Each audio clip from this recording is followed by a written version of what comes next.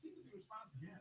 Austin, I thought, was like part of who lives in Dearborn and maybe yeah. You know, some people don't want to do it. They want to be talking. Oh, for God's sakes. Right. It's like it's a great chance. In this episode of the Motor City Hypnotist podcast, we're going to discuss resiliency and mental health. Now, I'm not going to try to demean or pander to anybody, because somebody might say resilience. What do you mean by that? We're going to get into that. We're going to explain it. I'll define it, and we'll get into it. But yeah, this is a kind of an important topic, because a lot of times with mental health issues, people start to address it, but then they don't follow through. They don't stay with it. But we're going to talk about that. And as usual, as we've done every episode, going back to number 1, we're giving away free stuff. Okay. Hang in there, folks. We'll be right back. This sounds like something for the authorities in Detroit. Well, joke's on you. I'm living to 102 and then dying, like the city of Detroit. Guys like this can't take over here out of Detroit. Spawned in the hellfires of Motown. Take him to Detroit. No, not Detroit. No, please. Anything but that. No. Stationed in Drambuie. It's worse than Detroit. We did not have, as a unit, the confidence that we felt like we needed to beat Detroit. Let's go to Detroit. Now you're talking, brother. I don't think so. He plays for Detroit now. Do they have many farms in Detroit? Detroit. It's in Michigan. I go to school. I know where Detroit is. Get ready for the Motor City Hypnotist, David R. Wright, originating from the suburbs of Detroit, Michigan. He has hypnotized thousands of people from all over the United States. David R. Wright has been featured on news outlets all across the country and is the clinical director of an outpatient mental health and hypnosis clinic located just south of Detroit, where he helps people daily using the power of hypnosis.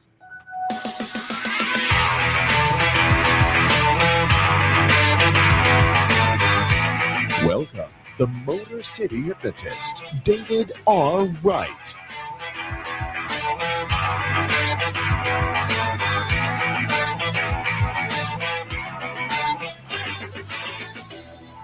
What is going on, my friends? This is David Wright, the Motor City Hypnotist. We're back with another episode of the Motor City Hypnotist podcast. Yeah, you are. That's the other voice that you hear is Matt Fox. Well, hello, David. Joining me as usual on this fine Monday evening and hanging out and doing a podcast, having a beverage or two, and just enjoying life. Too. Yeah, well, yeah, you got a head start on me, Matt, because you guys just did your Man Cave Happy Hour podcast. Yeah, we did. Just finished. So if you guys want to jump into that and listen to that and come back and whatever, listen to it after. It's fine. It's fine. It's fine. fine. Yeah, it's all good. Yeah. And so, vote. Yes. So and I'll bring this up. I did the post on my Facebook page and on the Motor City Hypnotist Facebook page. Mm-hmm. There's an awards, I guess, category or program called the Podskers, a take on the Oscars, but with pod in front of it. Right. So both myself, Motor City Hypnotist, and Man Cave Happy Hour are both both nominated and for different areas. And Best Podcast Studio for Podcast Your Voice. Yep. This palatial Southfield Podcast Your Voice studio. Yep. And I can see why, because I don't know, man. We've had some studios in the past. This is the best by far. Yeah. Right? Room wise and setup and everything. Our very first one in Northville. Yes. Great space. That was a good space. The building itself was a beautiful space. It was. And our spot in the building was actually pretty cool. It was. It was in the middle of everything with all the plans that they had for the building, but those plans kind of went south with COVID. Yes. But that is near and dear because that was the first spot. That was our first spot. Yes, absolutely. But things change, and now here we are in this amazing space here. So absolutely. Thank you to Jamie Flanagan for him. Yes, for his locking this vision. Down. And absolutely. Love it. So definitely go to my Facebook page. There's a link there that will take you to the Podskers. It's a Google form, and just look for Man Cave Happy Hour, Podcast Your Voice, and Motor City Hypnotist. Yeah. Just vote on those three. Yeah. Don't mark anything else. It doesn't matter. If you're if you're friends with me as well, or you follow. or friends with me, make sure you do both, because we're cross promoting here, which Yeah. is great because we're all part of the same family of shows. So. And you don't only have to vote once. Oh, you can do it multiple times. I think I'm going to vote for myself like 1,000 times. I wonder if I can take a day off tomorrow and just click over and over again. I don't know. We'll see. Vote early and often. So yes, so check that out on my Facebook page and give us a vote. We greatly appreciate it. Yeah. It's probably bragging rights. I don't think we get anything, It's an award. monetary from this. You It's can just, then say you are an award-winning we can podcast. do that. Yes, we can. Yes, that's the dream. So let me tell you where you can find me, and then we'll have a little sidebar because we've had some happenings at the home front in the last few days. I heard.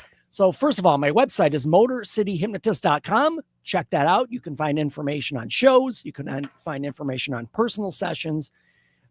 Check it out. All kinds of info there. A lot of products as far as MP3 recordings for specific issues that you might be facing. So check that out. My social media links, Facebook and YouTube, are both Motor City Hypnotist, and Snapchat, Instagram, and TikTok are all Motor City Hypno. That's HYPNO. There we go. Hypno. And again, as we've done every episode, going back to number 1, we're on episode 314 today. Text the word hypnosis to 313-800-8510. Is this the pie episode? Yeah. 314? Yeah. 3.14? Yeah. Yeah. All right. It is. All right. 313-800-8510. In a few moments, you'll get a text back with a PDF that I wrote. It just kind of gives a brief overview of hypnosis. It's not too in-depth, but just kind of give you an understanding of what it is and how it works. And it dispels some myths and misconceptions. You'll have that totally for free. You'll get it. And then also you will get a link to my Google page, which I would appreciate greatly if you just leave a review there, leave a review of the podcast. And again, wherever you're listening, whatever platform you're on, Stitcher, Spotify, iTunes, we're on every platform. So wherever you're listening, subscribe, connect, like, whatever it is on your platform. And again, for that one, leave a review of the podcast. It'd be greatly appreciated. So Matt, we've had some happenings at the right homestead over the past few days. Are you going to be the winner of the week? Sure. Well, I'm not, but okay. Charlie's home. Charlie's our new dog. Charlie is adorable. He is. He's already found his favorite spot. You want to see, Matt? I did actually. Here, I'll hand you the phone. You can look at the photo. I'm curious. Once he is full grown, is that still going to be his spot? I don't know because it could be anywhere from 30 to 40 pounds is the estimate. Okay. Based on his parentage. And based on the leg that I'm seeing of this table, it will hold a 30 to 40 pound animal. I mean, he could probably get under there. Yeah. That might be his spot here, forever. For those of you watching on Facebook Live, you can see there's Charlie. He's adorable. Yeah. He's got those blue eyes. He does. Yes. And I've never seen blue eyes like this except on a husky. And it's odd for another breed to have so that. It's striking. What type of breed is here? Charlie? You can see his eyes better there. There you go. Yeah, gray. It's like gray blue almost. Yeah. They're just striking blue. Yeah. He's a Bernedoodle, so Bernese Mountain Dog and Poodle. Man, yeah. Mom or Dad traveled really far for that. Honestly, we went to Belleville. There's a breeder in Belleville that we used, that we contacted. That specifically does Bermudoodles? Yeah, they do just that breed. Yeah. Wow. Okay. Yeah. And apparently again, the reason we kind of went this way, and I know, here's the thing, folks.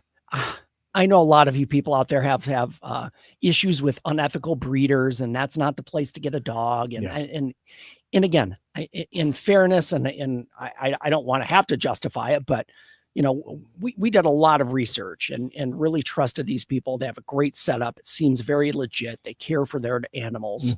So, because I know a lot of you would be like, oh, you should have rescued instead, but it's hard to get a puppy that's 8 weeks old at a rescue. You're not wrong. And there's always some, they want to say adopt, don't shop. Is that what they say? Right. However, for your household, for you and Kendra and your son and Ethan, this is what the family decided on. Yeah. And you all went in with it together. You are all in it. Yeah. It didn't just one person say, hey, I got a dog. And the other two were like, well, okay. Well, in all fairness, Kendra might be listening.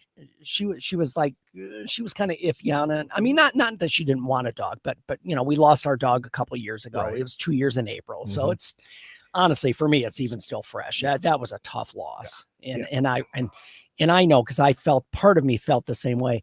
Oh man, do I want to put myself back in the situation where 10 years from now I'm going to have to grieve again? But Sure. That's the whole thing with animals. Yeah. They're not going to typically outlive you. Yeah. And it's just something you accept and the rewards far outweigh the grief you're going to experience. You are their entire life. Yes, exactly. And you guys have the biggest hearts. And I know that Charlie is going to be very well taken care of. And, in our household, we lost our puppy just over 2 years ago as well. Yep. And service dog was the best human being I'd ever met, if I'm being honest. And we honestly don't want to bring another dog into the household. We have a cat. Yeah. And I don't think we're going to want to bring another cat into the household, because this is the best cat that was cross-trained by the dog. Right. So there's a lot of emotions that are involved. Yes. So if you do decide to, bring in a new family member, do your research as you guys did. And that's the right thing to do. Yeah. So. And I know my son typically doesn't listen, but a big shout out to Ethan, because he's kind of taking control of this. Good. Good man. He's the dog we're crate training him in his bedroom. So he goes to bed with the dog. And again, last couple of nights have been fairly sleepless. Oh, sure. The dog's whining and howling, Last night was better than the first night. The first night, was just, let me out. It was a lot of, I don't want to be, but I want that's what happens with puppies. You I got to want to sleep in expect your bed. that. I want to be in your bed. I don't know if you can see, Matt. I got all kinds of punctures in my hand and on my arms. I from this didn't dog, see that, but I believe you. Nipping and biting. It's a puppy. It's that's how it's what they do. No bite. But again, No bite. a big shout out to my son Ethan, because he has kind of taken control, because he really wanted this. He was like gunning for a dog. All right. And like today, he took him to the vet. Got him his immunizations and his heartworm and his flea stuff. That's great. He's handling it. So we're at that age. This is a responsibility. It is. Yeah. Yes. So we have Charlie's in the house, and he's getting used to everything. And Sweet. we're even just after 2 days, he's starting to go to the door when he has to go pee. I love it. Which they're pretty smart. They're doodles. They catch on pretty quickly. Yeah, they do. So that's a cool thing. Oh, I gotta go. That's You ever watch Jeff Dunham and he talks about the dogs that he's had? No. And I mean, I know Jeff Dunham, but I've not heard that bit. To ever hear his bit as to why Chihuahuas shake, it's hysterical. No, I've not heard Look that it or up. seen Just it. Jeff Dunham Chihuahua story, and you'll get it. You'll find it easily. Oh, absolutely. On that note, here we go. It's time. Yeah.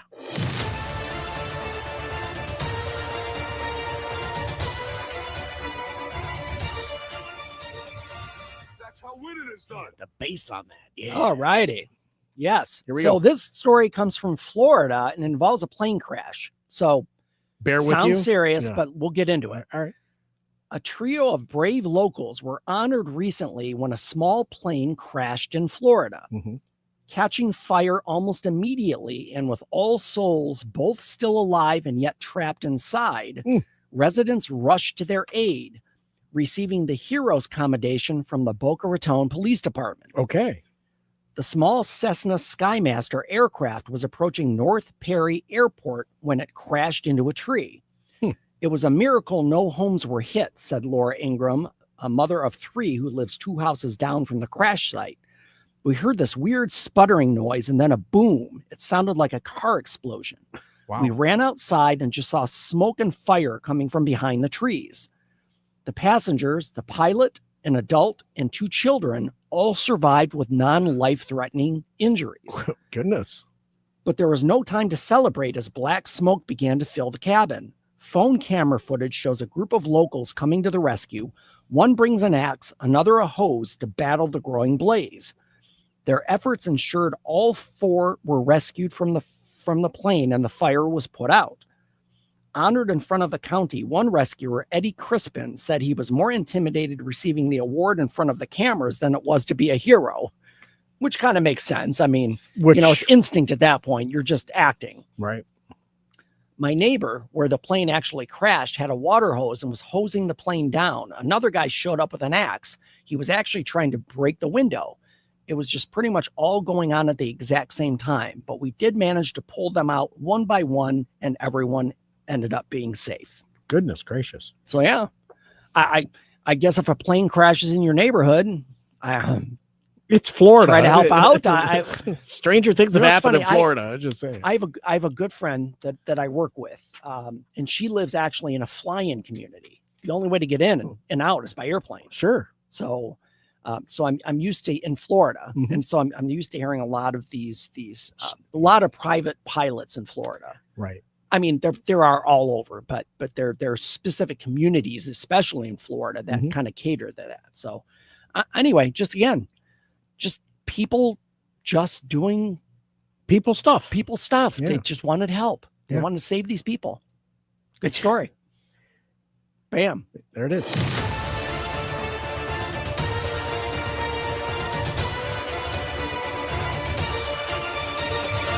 That's how winning is done. Yes, it is. So, back to it. Yeah. So I have to say this. Yes. Plane crashes. Uh-huh. People rush to the plane to save the 4 individuals in the cabin of the plane, a small Cessna. Yeah. Yet somebody had the gumption to Matt, I was just going to say that. Somebody is it. recording while everybody else is in action saving people. Right. So put your freaking phone down and lend it. But Matt, you've seen these stories, and I don't want to get off on a side tangent on the soapbox, but all of these like people being attacked or somebody being threatened by a mob or a fight, and people just stand back and record, and nobody intervenes anymore. No. Well, I shouldn't, because this is a good story where it's a beautiful story. Yes, they did intervene. So that's the difference. So, but it's that one person that is just sitting there videoing. Is it a CYA thing? Is it an insurance thing? No, it's just as human beings, we've been trained to capture every moment on our phones. You don't send that to AFV. All right, I know. Right? Yeah, that's There's not. no reason not a funny to video. record it. Right. For posterity's sake, I don't know. It's an incident. You want video? I don't know. I say it could be for the insurance company. Hey, this is. I mean, maybe. But FAA might, need that. But Matt, I had the same knee-jerk reaction that you did. That somebody's just standing there recording while everybody else is saving these people. And I'm so happy they did. I really I am. Yeah, absolutely. But put your phone down and lend a hand. Mm-hmm. Fair enough. So speaking of that, we're talking about resilience today. Okay. So resilience and mental health. Now, first of all, and again, as I said in the intro, I don't want to pander or think less of people, but I want to define what resilience means, and then we can apply it to the mental health area that we're talking about. Thank you. So resilience is the process and outcome of successfully adapting to difficult or challenging experiences, especially through mental, emotional, and behavioral flexibility. So I want to focus on that last part of that, especially through mental, emotional, and behavioral flexibility. So a lot of times when we have mental health issues, it's because something is happening that makes us feel uncomfortable or makes us feel not in control. So we go back to being flexible as far as your emotions, as far as your mental health, as far as your behavior, that when something unexpected comes, it's not such a shock, because some people get locked into and it's a mindset thing. People get locked into a routine, a structure, and they expect things to happen A, B, C in that order. And when it doesn't, it just throws them off. So it's like them they're afraid to take a step outside of the box. Sometimes, yeah. But a lot of times when you're unwilling to take that step out, things become more difficult to manage because you're trying to make situations fit into your box, and sometimes they don't. I'll bring up death of a loved one, for example. We all logically and rationally know that loved ones are going to die at some point. Sure. But when it happens, that the reaction to that sometimes, and I can't say it's too severe because everybody's different, but it's not something that's in your schedule. It's not something that's in your box. So it just throws you off mentally, emotionally, behaviorally. And that's where the problem comes in. Outside influence trying to break down a barrier that you don't want to be broken down. Could be. Yeah. Okay. Or that is very difficult to deal with. Okay. Because again, let's say we'll just, since I hit on grief right up front, Yeah. it's Come out swinging, that's Dave. That's a difficult thing to manage, and it's hard sometimes. It is Very. difficult. But see, that's the point of resiliency, is that you push through these hard things, and that ends up making you better because you've learned something. And I'm not saying there's a lesson in death every time, but I'm saying when issues come up, or when your life is upended for some reason, you have to be able to kind of work through that and not just fold because it's different or unusual or not what you expect. So if I may share. Yeah. There's been folks in my lifetime that have passed away, grandparents and, uncles. Absolutely. And I've learned a lesson in every one of them. And the lesson is how to celebrate their lives. And it's their lives that you're celebrating, because everyone's different. Right. You celebrate their lives in different ways. Right. That's the lesson that I've learned is, yes, it's heartbreaking that they're no longer with us, but you want to celebrate the life that they did have. Well, and it's a good point you bring up, Matt, because I was just at, my Uncle Gary passed away a couple weeks ago. And we were even discussing, my siblings and I and my aunt and a couple of other people, but the kind of the consensus was, you know what? And it was kind of, I know this rationally in my head, but to hear it, it's different. But they said, this is all just for us. He's gone. Yeah, seriously. The service is really for the people who remain. That's what it's for. Amen. Yeah. Yeah. And yes, you want to honor their life and respect what they've done and the impact they had, but really it is for the survivors. Sure. That's what a funeral is for. When my uncle passed just a couple months ago, really, my sister, who was a pastor down in Alabama, she actually did the service at the funeral home. Right.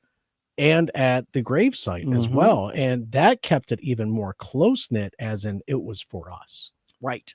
Because my sister had that control. Your sister was in part of it, and she was leading the service. It was really a beautiful service, and it was a great celebration. So the question then comes, okay, what happens when these things happen, or when these incidents happen that kind of throw us off track of what our mind expects? So here's the thing. Building mental resiliency, it really means being able to bounce back from adversity. Yeah. And here's the thing, folks, this is hard. It's not easy, because if it were easy, we wouldn't be talking about it. Sure. I mean, it wouldn't even be a subject. But the ability to bounce back from adversity, it involves a combination of self-care, of your own mindset, and developing coping mechanisms. So if in general you have a taxing life, let's say, and you haven't kept up with your self-care, and your mindset is negative, and you don't have very good coping skills, these things are going to upend your life. So I say this in a way that if you establish these things when times are good, when it turns, and it will at some point, you're going to have some unexpected event happen. Sure. You'll be better equipped to manage it and get through that. So I guess the moral of that statement is work on it now before you need it. It's kind of like, let's relate this to professional sports. They play the games, but there's a lot of practice. There's a lot of prep ahead of a season, ahead of a game. What's the term? Muscle memory? Yeah, but our minds have muscle memory as well. And this is the important thing. If you do it now, you're going to be prepared when you have these adverse things that come up. So I'm going to give you a breakdown of some strategies to kind of enhance your mental resilience. Please. And this will kind of help you as you go forward. Number one is self-care and physical well-being. So we're kind of going to revert back, and I don't want to get off on an education lecture, but anybody who's had a Psych 101 class knows Maslow's hierarchy of needs. You may have heard of it. I've heard of it. Go on. So Maslow's hierarchy of needs, it's a pyramid, and at the top is physical wellness, your own personal being, your own personal body, physical body. The mental stuff comes way last, because if you don't have a stable home, food source, and income stream, that is going to affect things much more, because you're not stable. Everything is up in the air. So let's adopt that as far as Maslow's hierarchy, is that your physical self has to be first. So you said self-care. My brain, Yeah. my brain went to pedicure, haircut, Well, but shower. No, but Matt, that's a good point you bring up, because I talk about self-care a lot with my clients. It's one of my main things that I focus on. And it could be getting your nails done. It could be getting a massage. Sure. It could be playing a video game. It's whatever your mind can get a hold of and feel good about. That is self-care. It doesn't matter what other people think. I've had people say, well, I really like watching shows on TV, but I know it's a waste of time. I'm like, well, no. Do you enjoy it? Yeah. Do you get some satisfaction from it? If so, it's not a waste of time. It's just another mode of self-care. Sure. So prioritizing physical health is number one. Got it. Because again, looking at Maslow's hierarchy, your physical health is number one on top of that. Some of these things, I know we're beating a dead horse because we've probably said these millions of times during this podcast run. Regular exercise, good diet, sufficient sleep. All of those things have to be put together and dialed in. Yeah. And this goes whether you're suffering with anxiety or depression or OCD. OCD is a type of anxiety, but any kind of mental health issue. The number one thing is the big three pillars. And I talk to my clients with this all the time. A good sleep pattern, which means for adults, 8 hours, 7 to 8 hours every night, same time every night. And we're going to get into specifics later, but good sleep pattern, a good diet. Now, I'm not saying, when I say diet, I mean your intake of food. I don't mean cutting back food to lose weight or anything like that. I just mean that like a healthy choice. Now, here's the thing. Your proteins, your veggies. Yeah. When I say healthy choice, that's for some people, I've talked to 100 people, it can mean 100 different things. But what I'm going to say is just to be more conscious of what you're eating and its effect on your body. Chips and beer won't do it. Yeah, that's probably not the best choice. and I will say to people, sometimes I'm not saying eliminate all those things. I'm saying we have to look at moderation and when it's appropriate. If you're doing it every day, that's probably not good. Sure.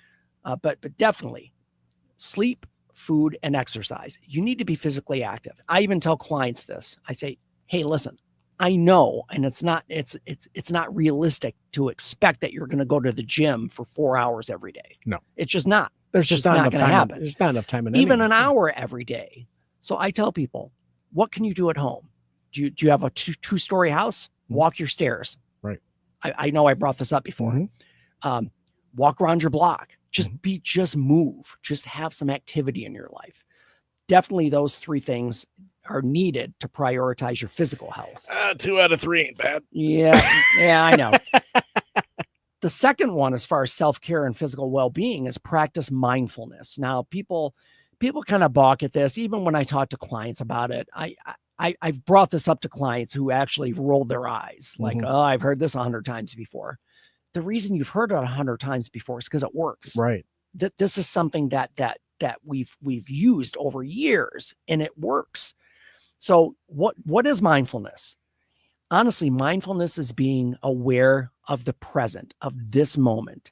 Now, that can be done with a mindset. It can be done physically with tactile sensations. So those of you, I know you can't see me on the audio, but I'm doing something with my fingers here. You're just putting your thumb, touching my thumb to each finger on both hands at the same time. Try going revert. Try doing the opposite of eby hand.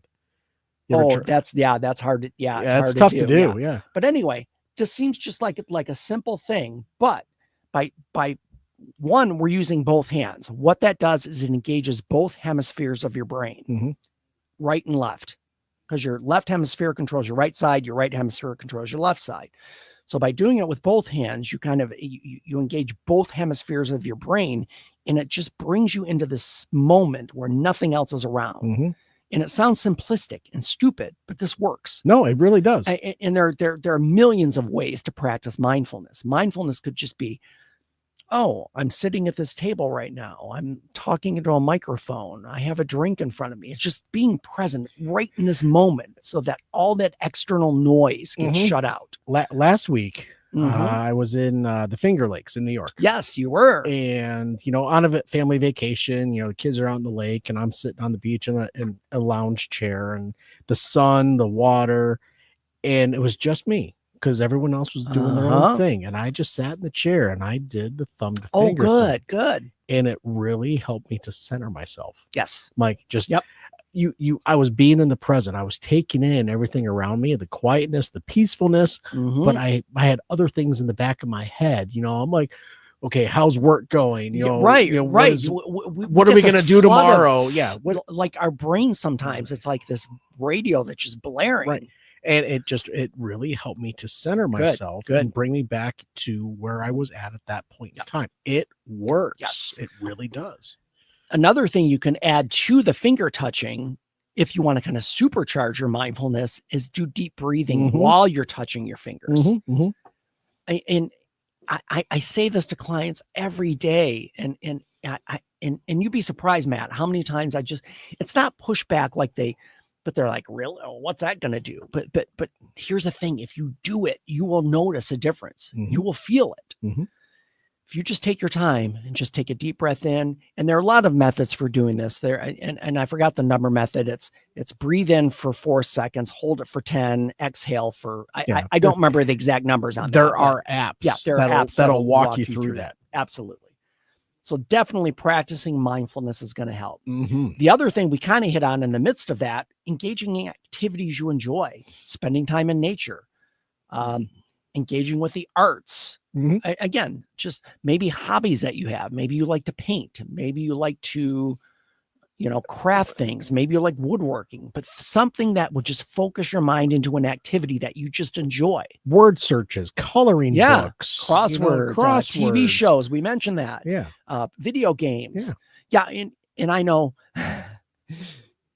video games is kind of it's a tricky one because in moderation, I want to be careful to say that because I have a 23-year-old son. I know that can be. You can only play so much Call of Duty. That can be an addiction. Yes. So again, in moderation. Sugar Crush is the devil. Let's just say. All right. Yeah. And then the other one, if you're having a hard time kind of focusing on this, again, my suggestion is, go talk to a therapist for 1 or 2 sessions. It doesn't mean you're broken or something's definitely wrong, but they can help you with these skills and help you to be able to be mindful and focus on those things that will help you feel better. I love that. Yeah, I love that. Absolutely. So I know, folks, we always do parts 1 and 2, as is the case with mental health resilience, because I still got a bunch of stuff to share with you. Sure. So we are going to do a part 2. So this is part 1, and we'll be back with part 2. Those of you on Facebook Live, stick around. We're going to record another episode. Those of you on audio, go to the next episode. If it's not there, it will be there on Tuesday or Thursday. So before we go, speaking of dogs, and we got a new one this week, somebody else needs a home. Who would it be? Who is it? Larry. Larry. Impractical Jokers. Yes. Yeah. Larry. We had a family friend. His name was Larry. He passed away a couple years ago, a year and a half ago, maybe. Sure. It's been fun. But whenever we had we would have patio nights or just get-togethers, and I would just always walk into the crowd of people, Larry. Yeah, it's kind of sad. But anyway, Larry was born in 2023. Okay, 2 years old. Year and a half to Schnauzer. He's a male, 10 pounds. Small. Dog friendly, selective. So, that's a first. That is a first. Cat friendly cat friendly is always unknown. Yeah. We never know that. And kid friendly, over 5 years old. Okay. Activity level is low to medium. Does Larry have a mustache? I don't know. He might. If you kind of put it. What's up, mustache? There's Larry. Hey, mustache. Yeah. Hey, mustache. Stop calling me mustache. Okay, mustache. Okay, Larry. There's Larry. He's adorable. There you go, Matt. You can take a look. That blonde coloring. Yeah. He's blue. He's got the blue-gray eyes. Yeah, a little bit. Yeah. He's so cute. He is. He needs a home. Larry needs a home. DetroitDogRescue.com/adopt. Larry wants to go home with you. Please take me home. Check it out. All right. All righty, folks. That is our episode for today. Change your thinking, change your life, laugh hard, run fast, be kind. We'll see you next time.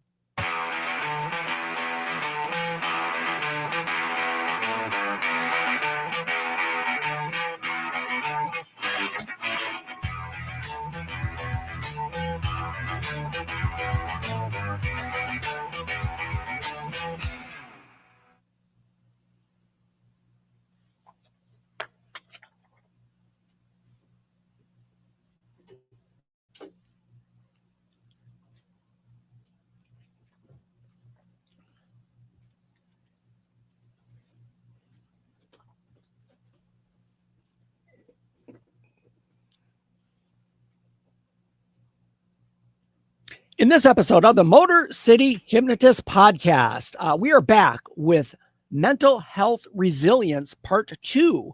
If you've not listened to Part 1, you can jump back, listen to that episode and rejoin us, or just listen to this one and go back to that one. Either way, you get all the information. And as usual, we're giving away free stuff. Hang in there, folks. We'll be right back. This sounds like something for the authorities in Detroit. Well, joke's on you. I'm living to 102 and then dying. Like the city of Detroit. Guys like this take over here out of Detroit. Spawned in the hellfires of Motown. Take him to Detroit. No! No, not Detroit! No! No, please! Anything with that! No! Stationed in Drambuie. It's worse than Detroit. We did not have, as a unit, the confidence that we felt like we needed to beat Detroit. Let's go to Detroit. Now you're talking, brother. I don't think so. He plays for Detroit now. Do they have many farms in Detroit? Detroit to Michigan. I go to school. I know where Detroit is. Get ready for the Motor City Hypnotist, David R. Wright, originating from the suburbs of Detroit, Michigan. He has hypnotized thousands of people from all over the United States. David R. Wright has been featured on news outlets all across the country and is the clinical director of an outpatient mental health and hypnosis clinic located just south of Detroit, where he helps people daily using the power of hypnosis.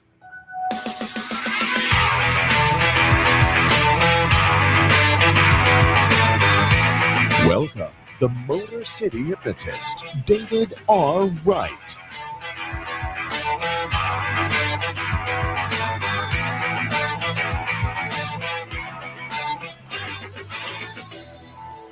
What is going on, my friends? This is David Wright, and this is another episode of the Motor City Hypnotist podcast. The pie episode's over. Yeah, we had pie. 314 was our last episode. This is 315, in case you wondered. That is Matt Fox, the other voice you hear. Yes, it is. We're here in the palatial Podcast Your Voice Southfield Studios. Happy to be here. Hanging out, doing a podcast, enjoying a beverage. You know, just the normal Monday night for us. It's all good. This is what we do. It's all fun. So cool. Let me tell you, folks, where you can find me first. My website is motorcityhypnotist.com. Check it out. All kinds of good stuff on there. You can find information, products, all kinds of stuff, especially if you're interested in a show of some type. There's the place to go. Yes, it is. My social media links, Facebook and YouTube, are both Motor City Hypnotist. Snapchat, Instagram, and TikTok are all Motor City Hypno. HYPNO. Yes. And as usual, as we've done every episode going back to number 1, and we're on 315, text the word hypnosis to 313-800-8510. Yes, please. Within a few moments, you'll get a text from, automated text, but it's coming from me. It will give you a free hypnosis guide. It's a PDF that I wrote. Again, gives you kind of an overview of hypnosis, what it is, what it's not, how it works, and dispel some myths and misconceptions. That's yours totally for free. And also, it will give you a link to my Google page, Motor City Hypnotist Google page. If you could leave a review there, it would be greatly appreciated. Again, if you need that phone number, maybe you're driving, you can't find it or whatever. Oh, yeah. It's on the website. It's the same phone number on the website, motorcityhypnotist.com. Sweet. So do that, and you'll have that within a few minutes. Man, so much great stuff I know, out there. it is. It really is. It is time, Matt. Is it? Yes, it is.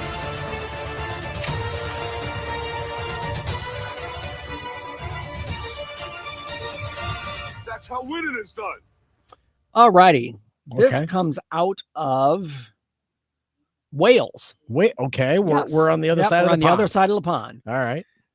This is the touching moment. A rugby team carried a wheelchair-bound dad to the summit of Snowdon, helping to fulfill his lifelong dream. Okay. Members of the Bangor Rugby Club helped Phil Thompson to the Welsh Mountains 3,650-foot summit earlier this month.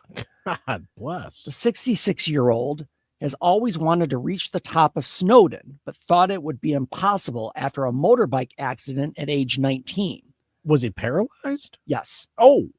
Phil's 29-year-old son, Sam Thompson, plays for Bangor, and when Mark Owen on the team heard about the dream, he knew he could make it happen. Oh my goodness, this is great. The club had already been planning a fundraising trip to Snowdon, aka WIDFA. I don't even know how to say it. WYDDFA.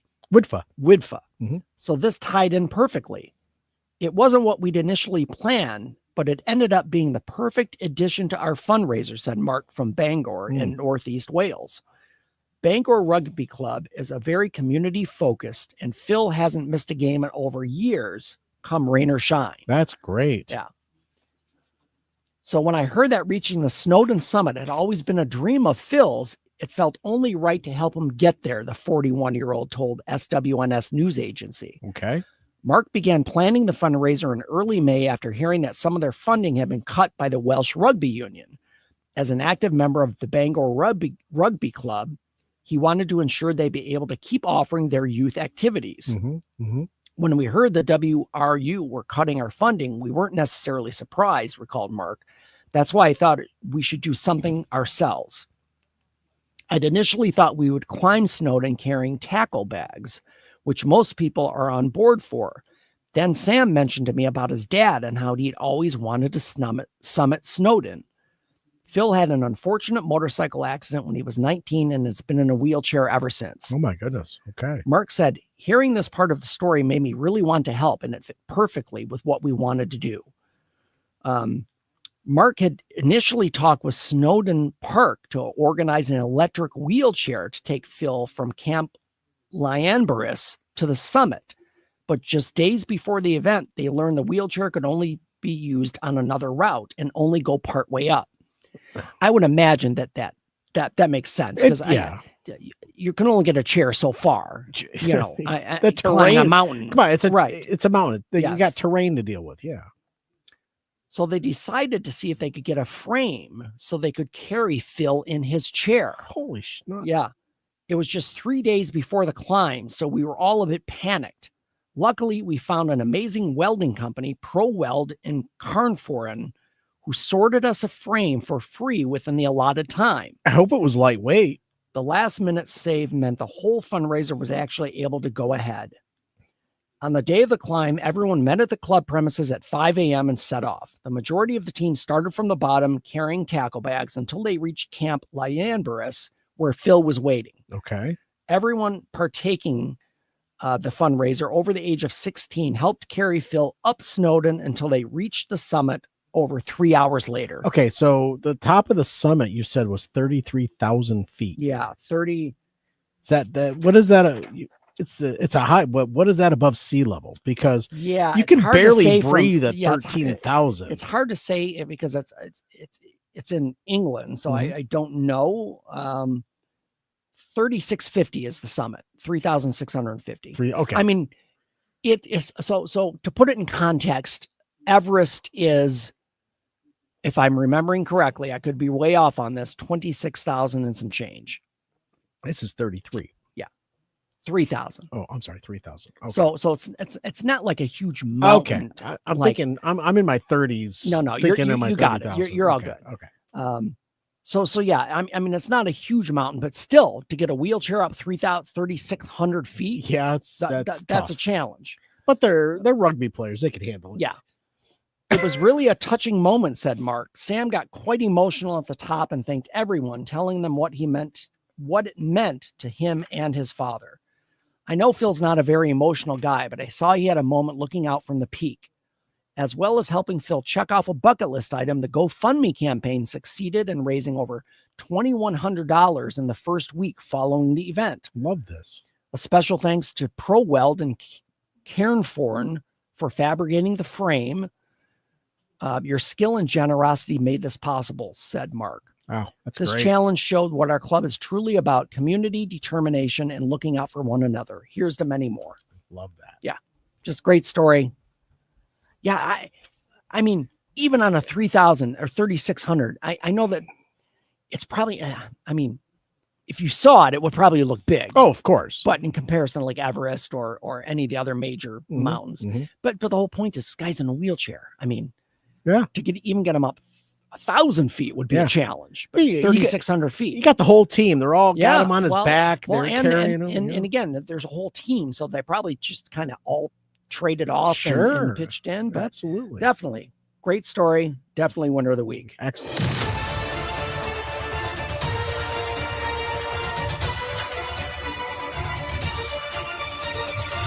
That's how winning is done. Yes, it is. Okay. So, back to it. So, folks, we're here on part 2 of mental health resilience, and we talked about in the first episode. Again, really what that means, what the definition of what resilience is, especially when it comes to mental health. And then we also talked about self-care and physical well-being, and gave you some things that you can do to address that. Yes. So we're going to go from self-care and physical well-being, and we're going to start this episode with mindset and emotional regulation. Now, when I say emotional regulation, people might not understand really what that means. But I'm going to go through some of these things, and you'll kind of get the idea of it as we go. Okay. So the first thing is we want to be able to cultivate a growth mindset in your mind. So what that means is that events, things that happen, people, interactions, all of those are opportunities to learn and to grow. What about things that haven't happened? That's interesting. We'll get into that. Okay. We'll get into that a bit. So really the thing is that the best, I guess the simplest way I can put it is embrace change. And I know that's very difficult for some people, but oftentimes when things change, it's not our choice. We don't plan that. Let me add another wrinkle to that. Yeah. Feedback. Uh-huh. How to take feedback. Because a lot of folks will take feedback on a personal level, but you have to look at the positive of that feedback and then work from there instead of looking at it negatively or look at it as a personal attack. Yeah. Okay. Good. Yeah. I just had to throw that out there. And you're right, because a lot of times it's very difficult to take criticism, even if it's constructive. And again, having a good emotional mindset or a healthy emotional state means that you can accept constructive criticism. Thank you for that clarification. Yes. I did mean when I Yes. say fear, I did mean constructive Yes, criticism. absolutely. Yep. I know exactly what you're saying. So really, it's a chance for you to embrace these opportunities, even if they seem bad or even if they seem negative. You can't look at that as failures. These are all opportunities. So again, I know nobody wants someone to pass. We mentioned grief in the first episode to kind of hit on that as an analogy. Came out swinging, and we did.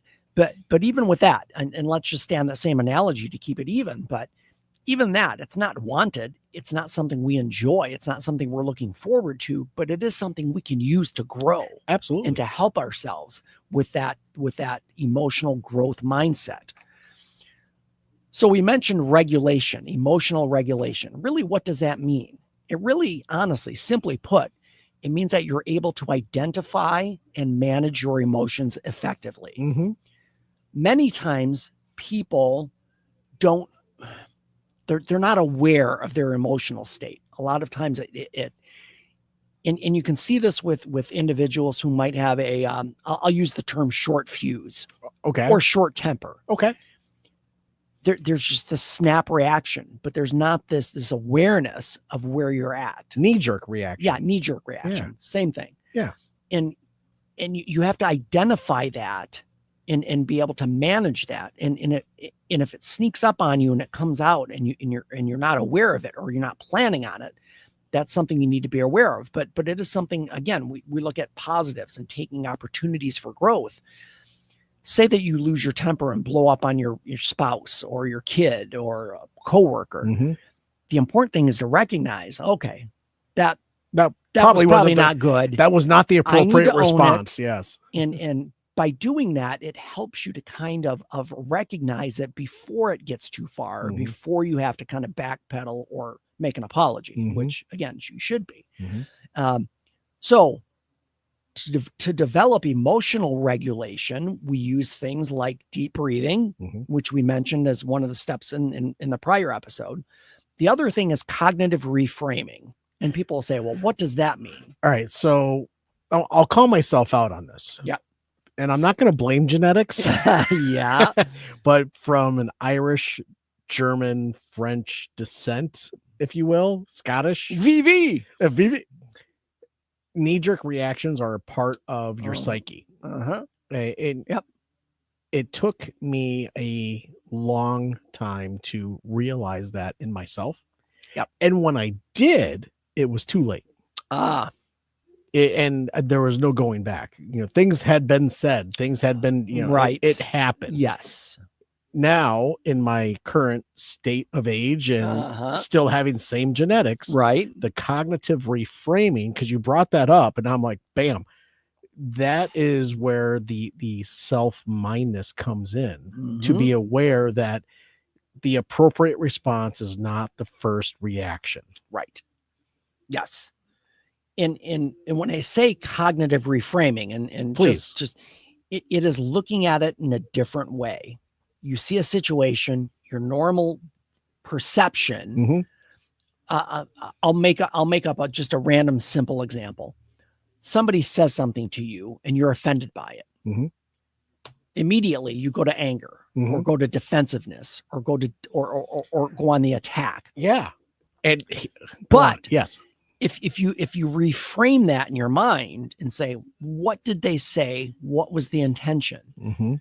And many times you'll find out that the result was not the intention at all. It was just a misunderstanding. That's why I have such high regard for folks like yourself as a therapist, because you sitting there are hearing things that you have a varying opinion on, and you cannot show that emotion. You can't react to words that they said.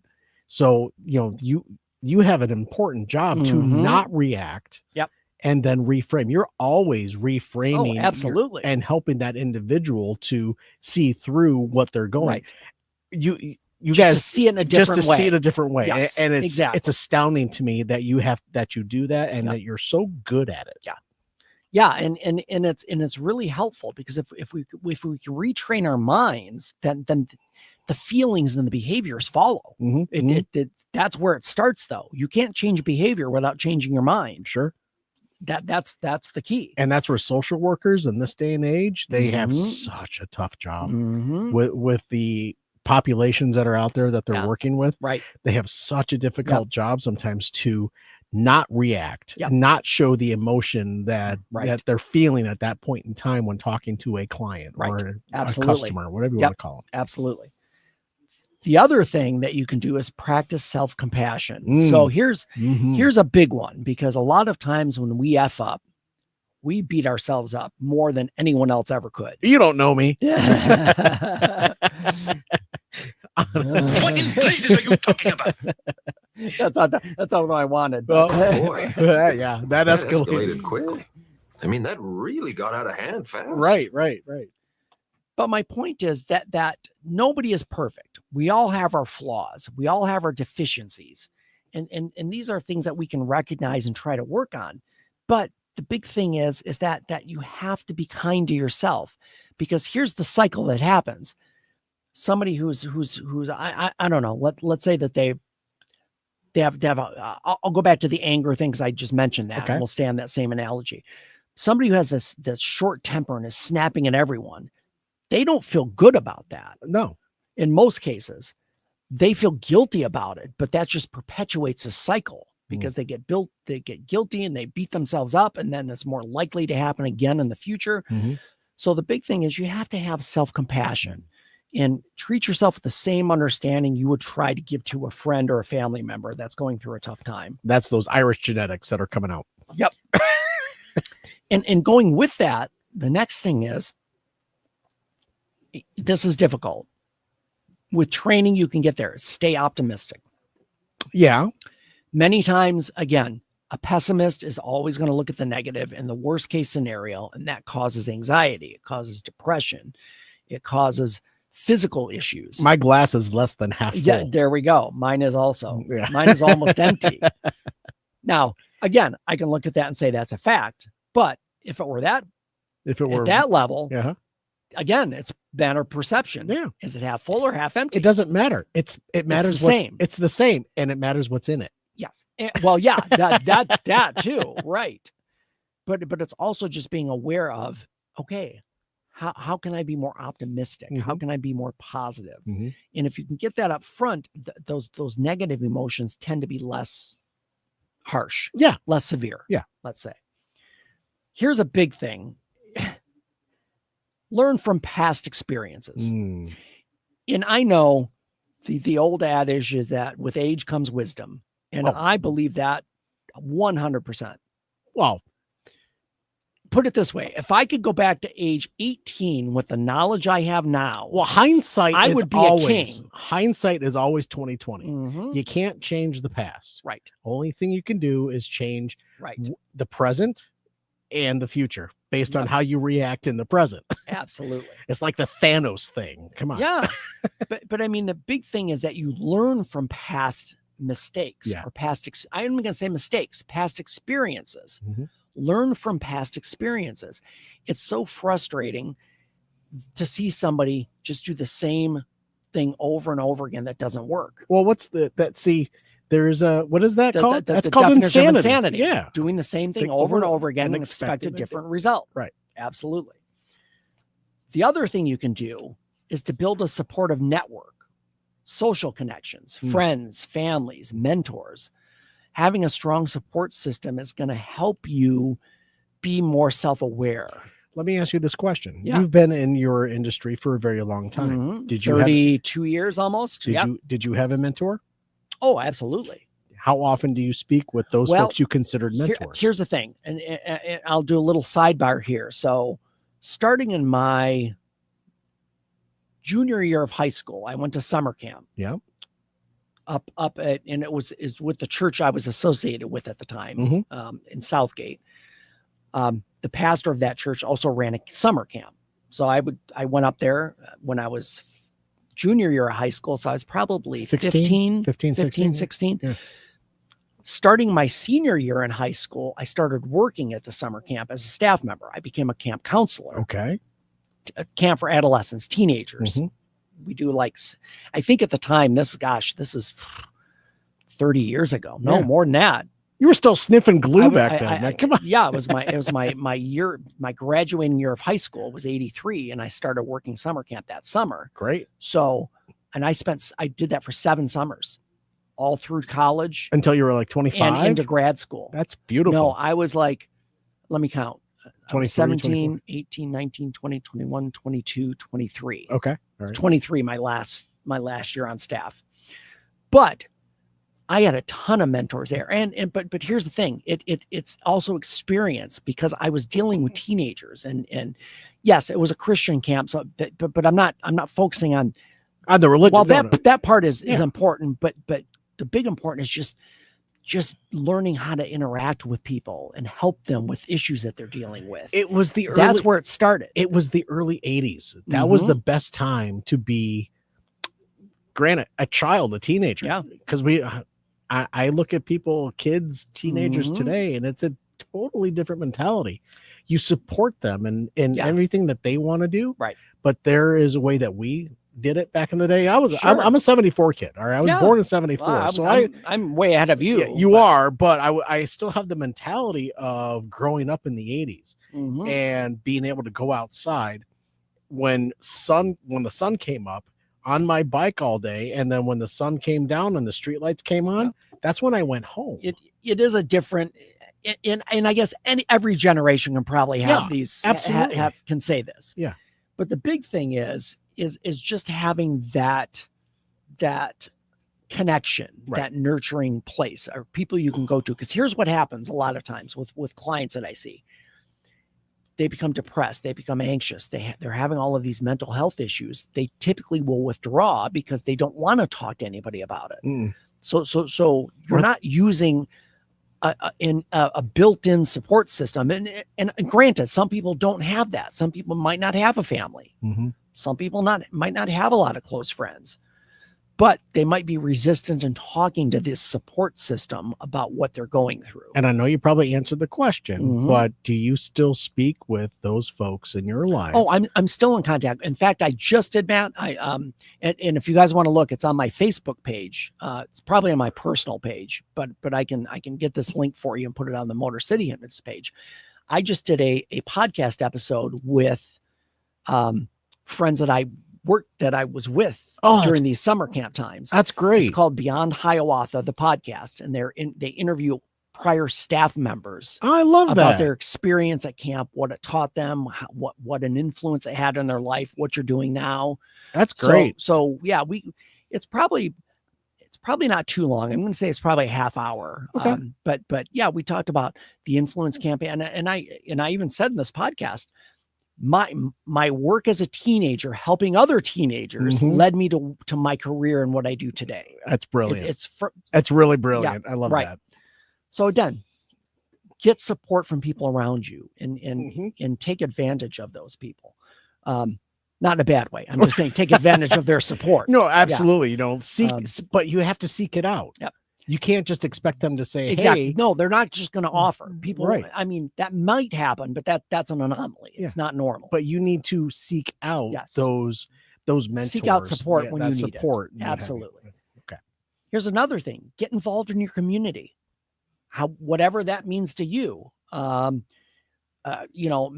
Maybe it's a volunteering. Maybe it's support a food bank. Support a food bank or an animal shelter or that there are all kinds of things to do to get you out and interacting with other people. Now, I know there's some resistance to that with a lot of people who might be a little agoraphobic. That's fear of public places, by the way, or open spaces. Sure. But the big thing is that this is going to help you. It's going to get you in a more positive mindset. There was a story that I saw in the news here locally, a couple of them. And one was they were growing vegetables in their own garden. Yeah. And then putting what they grew out on the curbside. Yeah. And then we're donating said food to families in their community that had a need. Yeah, fantastic. And word got around and that individual's garden started to grow and it got bigger and bigger. Now they actually have a garden and it's a food bank. It's become a food bank for the community. Right. Now, are people taking advantage of that? I hope to God not. Right. But there are folks in your community that really need that support. And if you've got really great soil, grow some tomatoes, get some cucumbers and zucchini, plant those seeds, and you're going to be able to give back more than you ever thought you could. Here's the other thing, and I'm going to say this. It's not even in my notes, but as a therapist, this is something I talk to clients to a lot. If you want to feel better about yourself, whatever issues you're dealing with, and I know this sounds simplistic and trite, but it's just be kind. Yes. Be kind to other people. The more you do that, I guarantee it. I don't say guarantee, but I guarantee if you do that, you're going to feel better about yourself. Right. I guarantee it. I actually had an experience today, and I was walking into a CVS to pick up a prescription, and there was a person that was getting out of their car. They were parked in the handicap spot.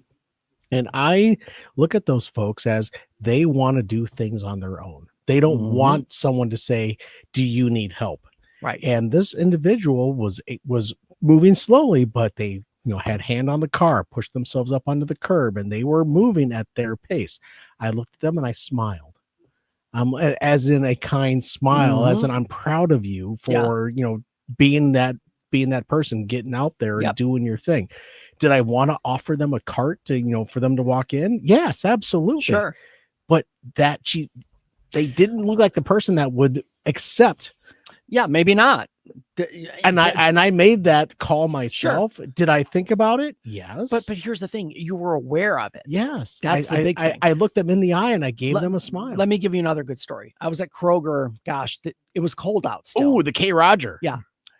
I know it was cold out because I remember I had a coat on, but so I went to Kroger. It was on the way home from work. So this is like 9 at night. Like Kroger's almost closing down. They close at 10. Okay.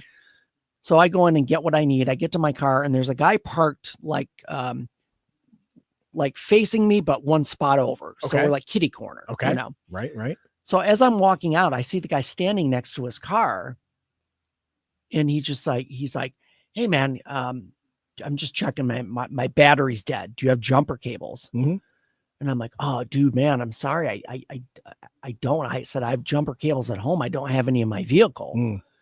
So we talked for a little bit and he's like, yeah, I'm trying to get home to get to my mom. And this guy's probably in his 30s, 40s. Okay. You know, I'm trying to, I got some stuff from my mom. I'm trying to get home. My battery's dead. And I don't know, I don't have anybody. I've tried calling people and I'm like, dude, I'm sorry. I don't have jumper cables. So I'm like, no kidding. Our house is probably 3 minutes from the Kroger. Okay. Just turn out, turn left, make another left, or you're in my subdivision. Okay. I got home and I thought for a minute and I'm like, I'm going back. Yeah. I grabbed my jumper cables out of the garage, threw them in my Explorer, drove back to Kroger. He's still there. Sure. I drove up and I'm like, brother, I got you. See? He's like, whoa, are you serious? Yeah. That's great. And I jumped his vehicle, got him on his way. Guy gave me a hug in the parking lot. He was so appreciative. It's called being kind, like you said earlier. See, but that's the thing. And this was not, I mean, you could say, again, you could make an argument that, you had to go out of your way. Well, yeah, a little bit. Yeah, I had to drive back home and get him and drive back. But it was 10 o'clock at night. Your day was over. But the point being is it just feels so good to help someone. Yeah. And if you can just get people to do that, you're just going to feel better. Everybody wants to help somebody. Everybody wants to help. Not everybody wants to help somebody. I know everybody wants to help somebody. Uh-huh. However, if you do help somebody, are they going to take advantage of that? And that's where people go, I don't want to help somebody. But let's use my example. What's the worst case scenario? How's the guy going to take advantage of me? I don't know. No, I get it. My brain can go in different directions. But I will say that there are people who probably would think that way. But here's the thing. But this goes back to mindset. If you're always thinking the negative, it's going to limit your ability to feel good. That's the whole point. I'm going to continue to live vicariously through you. Absolutely. Do that. No, I'm happy that you did that, because it just speaks volumes to the person that you are. But this is a big thing as far as, again, if you want to feel better about yourself, help other people. It is. And I know for some people, it's like, I don't like people, but no, here's the thing, that this is how you make connections. This is what makes us human. Sure. Yes. Yeah. Next thing. Okay. Setting goals and taking action. All right. So are we talking intentions? Are we talking smart goals or just goals? No, we're talking smart goals. But here's the thing: set realistic goals, and these are smart goals: small, measurable, attainable, specific, time measurable, measured, realistic, time bound. Realistic, time bound. But you know what's new these days? Not just smart goals, smarty goals. Oh, what's the why? What's the why? Is you. Oh, okay. What do you get out of that goal? Right. Those smart goals. But here's the thing: if you're having, or if you're struggling with something, you need to break it down into manageable steps, things that are easily attainable, one at a time. I'll go back to the workout. I've used this example a lot. When I say to clients, you need to be more physically active, you're not going to go to the gym for 3 hours a day every day. You might start at 10 minutes a day. That's fine. It's a manageable, achievable goal. That's the important thing. Make it achievable. Don't make it easy. And it's realistic. But make it realistic and achievable. And time bound. 10 minutes. Yep. And that time bound will change as you get more into. And when you set these goals, then you have to take action. Here's the thing. And this is human nature in general, I think. A lot of times when we're having a difficult time or a challenge or a mental health issue, we always think, if I just wait it out, it'll pass. Here's No. the thing. You got to take action because chances are it's not going to pass. It's only going to get worse. That's exactly what I was going to say. And you have to take action when it's in its infancy, because once it becomes an old person, it's so much harder to get rid of. Or a toddler. Yeah. Or a teenager. Yeah, absolutely. and here's the big thing. This is so tough for so many people. Embrace change. Be flexible and adaptive. I know that goes against a lot of people's just psyche, that I want things in this order, in this time frame. I don't want to veer off. Yeah, you say embrace, and that's a strong word. Right. Anticipate things are going to change. Because if you know things are going to change, then you can see what that change is, and then you can take steps to then embrace. Right. And this goes back to the whole title of this episode. Embracing change means you're resilient, means you're handling it. You know that a change is going to come. You're ready for it. You address it and you move on. Sure. That's kind of the whole point of this whole episode, is that you can incorporate these strategies to help you just become to feel better. Again, whether it be anxiety, depression, it doesn't matter what you're dealing with, or whatever unhappiness or whatever issues that you're dealing with. These are the things that you need to embrace change. Things will get better when you put the work, when you embrace the fact that things will get better. And just know, again, it goes back to the thing that events in our lives, some are good, some are not good, but they all make up what we are. Right. So learn from mistakes, embrace change, and just try to be happy. I that's a trite statement. It's probably not the right thing. Try to improve yourself. That's the key. And it's okay to reach out for help. Absolutely. But that's the whole thing. I'm a therapist. I want people to reach out for help. Yeah. I want people to come in and talk about their things. And Matt, I know I've said this probably thousands of times on this podcast. I say this to every client that comes in. Everybody's effed up. Yeah. Everybody should be talking to someone. That is the key. So if you're dealing with, if you feel like your mental health has been suffering or feel like you're struggling, maybe you need to build some resilience. Maybe we need to implement some of these actions that will help you to get to where you want to be. And if you follow these steps, these are tools. It will get there. These are definitely tools to Absolutely. help you be better. Yeah, absolutely. And resilient. So that is our episode for today, folks. Resiliency and mental health. So before we leave, somebody needs a home. Who dat? Who dat? Geo. Geo. How do you spell Geo? Geo. All right. Is it born 2021? Okay. Schnauzer. Male. Okay. It's about 10 pounds. Okay. Another small puppy. Dog friendly, yes. Okay. Cat friendly, unknown. Okay. Kid friendly, yes. Over 5. Okay. Most Schnauzers are over 5. And activity levels low. So he's only 4 years old at max. Oh. It's born in 2021. Geo needs a home. Oh, come on. Look at those ears. They're so fluffy. They're so fluffy. You're going to take a look, Matt? Oh, come on. Geo. Take him geocaching. Geo needs a home. DetroitDogRescue.com/adopt.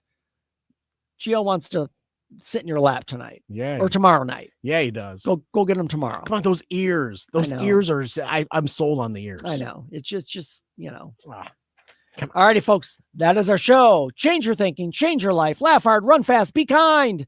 We'll see you next time.